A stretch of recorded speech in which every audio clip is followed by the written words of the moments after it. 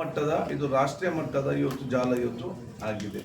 ಅದಕ್ಕೆ ನಾವು ಇವತ್ತು ಕೇಂದ್ರ ಸರ್ಕಾರ ಕೂಡ ಇದನ್ನು ವಹಿಸಿಕೊಂಡು ಅವರಿಗೆ ಬಹುಶಃ ಇವತ್ತು ಉನ್ನತ ಮಟ್ಟದ ತನಿಖೆ ಕೂಡ ಅವರಿಗೆ ಅಲ್ಲಿಂದಲೂ ಕೂಡ ಇವತ್ತು ಆದೇಶ ಮಾಡ್ಬೋದು. ಇದನ್ನು ಅದಕ್ಕೆ ನಾವು ಇವತ್ತು 5 ಕೋಟಿಗಿಂತ ಜಾಸ್ತಿ ಇದೆ. ಇದರ ಬಗ್ಗೆ ನಾವು ಇವತ್ತು ಚರ್ಚೆ ಮಾಡಿ ನಮ್ಮ ಸರ್ಕಾರ ಮತ್ತು ನಮ್ಮ ಆರೋಗ್ಯ ಇಲಾಖೆ ಅದೇ ರೀತಿ ಡ್ರಗ್ ಡಿಪಾರ್ಟ್ಮೆಂಟ್ ಬಹಳ ಗಂಭೀರವಾಗಿ ತಗೊಂಡಿದೆ.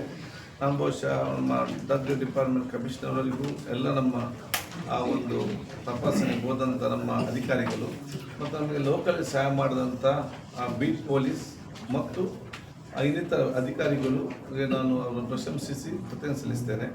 ಮತ್ತು ನಮಗೆ ಇವತ್ತು ಈ ರೀತಿಯ ಇದು ನಮ್ಮ ಸಂಬಂಧ ಡಿಪಾರ್ಟ್ಮೆಂಟ್ ಕೂಡ ನಮಗೆ ಬೀಟ್ ಪೊಲೀಸ್ನವರು ಇಂತೆಲ್ಲ ಒಂದು ಸಹಾಯ ಮಾಡಿದ್ದಕ್ಕೆ ನಮ್ಮ ಡಿಪಾರ್ಟ್ಮೆಂಟ್ ಮುಖಾಂತರ ಅವರಿಗೆ ವಿಶೇಷವಾದ ಒಂದು ಪ್ರಶಸ್ತಿಯನ್ನು ಮುಂದಿನ ದಿನ ಅವರಿಗೆ ನಾವು ಕೊಡ್ತೇವೆ, ಬಹುಮಾನವನ್ನು.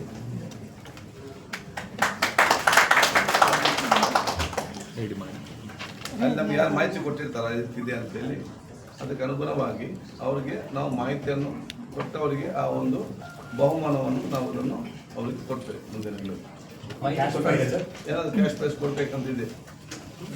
ಸರ್, ಈಗ ಎಷ್ಟು ವರ್ಷಗಳಿಂದ ಇದು ನಡೀತಾ ಇತ್ತು, ಎಲ್ಲೆಲ್ಲಿ ಸರಬರಾಜು ಆಗಿತ್ತು, ಇದರಿಂದ ಎಫೆಕ್ಟ್ ಆಗಿರೋಂತಾರೆ ಹೇಗೆ ಗಂಭೀರ ಕಾಯಿಲೆಗಳಿಗೆ ಬಳಸ್ತಕ್ಕಂಥ ಔಷಧಿ ಅಂತ ಅನ್ನಿಸ್ತಾರೆ. ಹಾಗಾಗಿ ಅದನ್ನು ಹೇಗೆ ಪತ್ತೆ ಹಚ್ತೀರಾ ಅನ್ನೋದು ಇಂಪಾರ್ಟೆಂಟ್.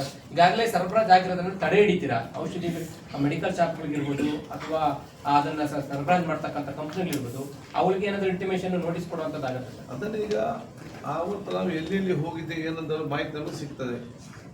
ಅದಕ್ಕೆ ಈಗ ನಮ್ಮ ರಾಮನಗರ SP ಅವರು ಅದನ್ನು ನಡೆಸ್ತಾ ಇದ್ದಾರೆ.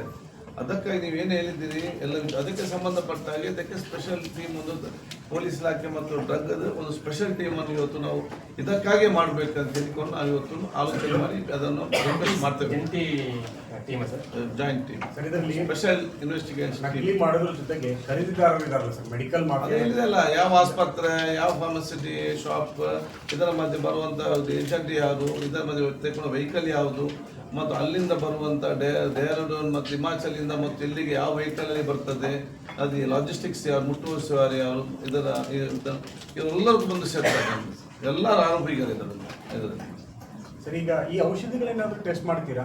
ಈಗ ಅವರು ಮಾಡಬೇಕಲ್ಲ, ಅದರಲ್ಲಿ ಏನು ಕಂಟೆಂಟ್ ಹೌದು ಸ್ಯಾಂಪಲ್ ತಗೊಂಡು ಬರ್ತಾರೆ, ಮಾಡ್ತೇವೆ. ಸರ್, ಇದು ಎಷ್ಟು ವರ್ಷದಿಂದ ಮಾಡ್ತಾರೆ?